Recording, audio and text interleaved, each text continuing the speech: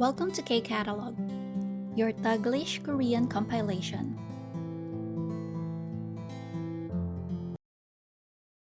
Now for writing ng Unit 13 Level 1 Workbook, Instruction, daum jumaljinen iyagiyeyo. So sabi dyan, the article is about a spent weekend. So pag sinabing jinen, spent, ibig sabihin naganap na. And then jumal is weekend. Yan. Tapos again, iyagi story. So yun nga, sabi niya, the story is about a spent weekend. 글을 완성하세요. So complete the article. So yung mga blanks dito. Tingnan muna natin yung ating mga words sa ilalim ng blanks. 만나다. Okay? 만나다 is verb. So 동사. 버스 명사. 고속버스 명사. Noun. Pangalan siya ng transportation. 기차. Same 명사. 지하철 명사. 타다. 동사, verb siya, no? To ride. Boda, 동사 ulit yan. So, bakit ko sinulat itong mga to? Take note na application part tayo ng ating grammar na natutunan sa Unit 13. Ano nga ulit yung grammar na yon? Si 명사 plus ro or ro. And then, yung sudan dito is yung mode, ibig sabihin, or system ng transportation. And then, another one is si 동사 plus ro. So, pwedeng gada or uda. So, take note nyo na dito, si uroro, sudan, ito yung by. So, ginagamit mo siya kapag gusto mong sabihin yung mode of transportation mo sa pagpunta sa isang lugar. Tapos, ito namang isang to sa baba is yung to. Yan. Okay, the reason why you go to that place when you're expressing your purpose, why you go or came to that place. So, take note pa na kapag si 동사 plus uro, ro, gada, oda yung gagamitin nyo na grammar, dapat ang ending ng sentence mo is either gada or oda. So, kahit anong form, kahit past tense, future tense, basta gada or oda yung gamit. Yan. So, tingnan natin.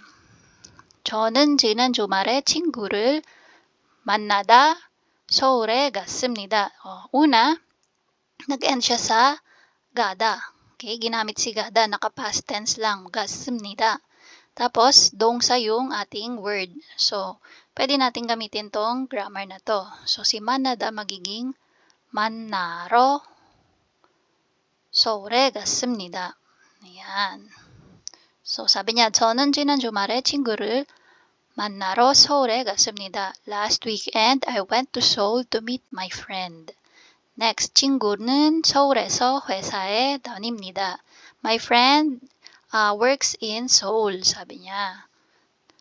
고속버스 터미널에서 서울까지 blank 3시간쯤 걸립니다. So sabi niya, from Express Bus Terminal to Seoul, it takes around 3 hours. Tapos yung bus, so since meron tayong 명사 or noun, name ng ating transportation, mode of transportation, then we can use this one, 으로로. So, 버스, magiging 버스로. So, ibig sabihin ng sentence natin dito, from Express Bus Terminal to Seoul, it takes around 3 hours by bus.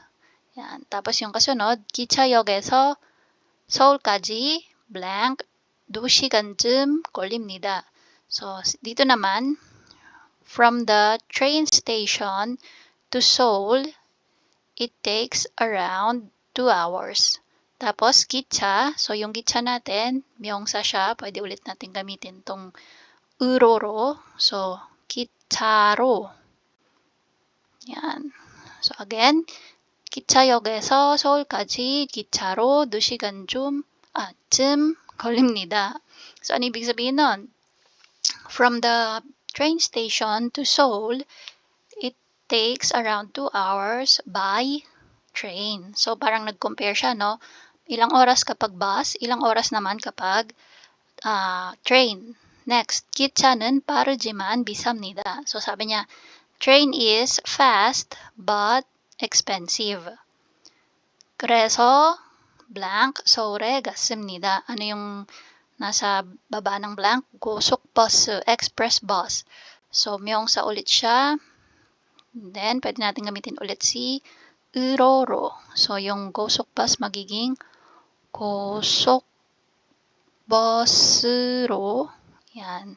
Sabi niya, 그래서 고속버스로 서울에 갔습니다. That's why I went to Seoul by express bus. Yan. Kasi nga mahal daw yung tren. Kaya nag-express bus na lang siya.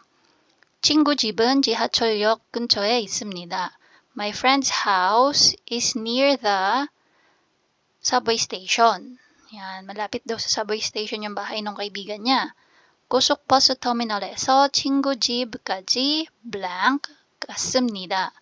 Sabi niya, no? From express bus terminal to my friend's house. So, 갔습니다, went. So, again, we have 지하철. Pangalan ulit siya ng transportation, mode of transportation. So, 지하철 magiging 지하철로. Yan. Take note, no? Yung 지하철, siya, no? Star siya nung diniscuss natin siya before. So, ibig sabihin, hindi siya 지하철로. Siya ay 지하철로. Pag dinagdag mo tong grammar na to. So, anyway, sabi niya, from express bus terminal to my friend's house, I went to my friend's house from the express bus terminal by subway. Yan. So, yun daw yung sinakyan niya papunta sa bahay ng kaibigan niya galing dun sa express bus terminal. So, next. 친구하고 같이 놀이동산에서 놀이기구를 blank. So, dito, take note na yung ating word is tada. So, verb siya. And, pwede nating isipin na, ito yung gagamitin natin, si 으러러 가다 오다. Pero again, sabi ko kanina, kailangan yung ending ng sentence mo is either gada or oda yung ginamit. Pero dito, siya na mismo yung ending, yung tada. So, hindi mo pwedeng gamitin si 으러 or ro. So, dito, yung tada magiging 땄습니다. O, bakit naging 땄습니다 yan? So, una, if manonotice nyo, dito sa first sentence, ano yung sabi niya? 서울에 갔습니다. Naka-past tense. So, ibig sabihin, nangyari na yung ating, event dito sa article. So, nagpunta na siya. Nagkita na sila ng kaibigan niya. So, kung ano man yung ginawa nila, and take note na ang sabi niya is, 지난 주말, last week.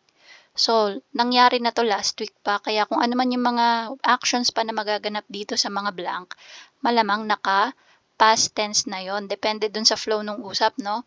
So, tingnan natin dito. Sabi, 친구하고 같이 놀이동산에서 놀이기구를 탔습니다. So, sabi dyan, kasama yung kaibigan ko, we rode, rides. So, ibig sabihin yung mga sasakyan, pwedeng masakyan dun sa amusement park. Kasi 놀이동산 is also amusement park. Okay? So, another term ng amusement park. 놀이동산.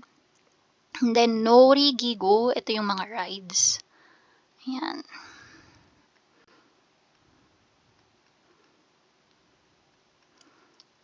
Okay? So, sumakay kami. 탔습니다. Next. 그리고 영화관에서 영화도 blank. Ayan, dito din, naka-동사 or naka-verb yung word natin is verb. So, pwede natin ulit isipin na, baka pwedeng gamitin si 동사 plus 으러러, gada, oda. Again, hindi nag-end sa gada or oda yung sentence natin.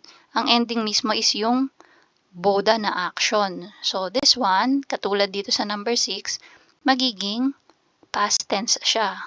So, naganap na. 봤습니다. So, ano ibig sabihin nun? And then, we also watch movie in the movie theater or at the movie theater. Ayan, 봤습니다. We watched. Nangyari na. 정말 즐거웠습니다. So, it was really fun. Ayan, no? Naka-past tense din yung 즐겁다. Tapos, 다음에 또 친구를 만나고 싶습니다. So, next time, again, yung to dito is again. So, yan yung magiging meaning niya dyan. 친구를 만나고 싶습니다. I want to meet my friend again next time, sabi niya.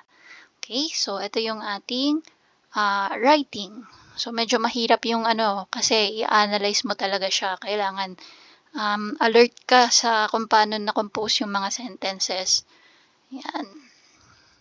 And that's it. If you find this video helpful, please hit the like, share, and subscribe button. So I still hope to see you in the upcoming videos, and again, thanks for watching.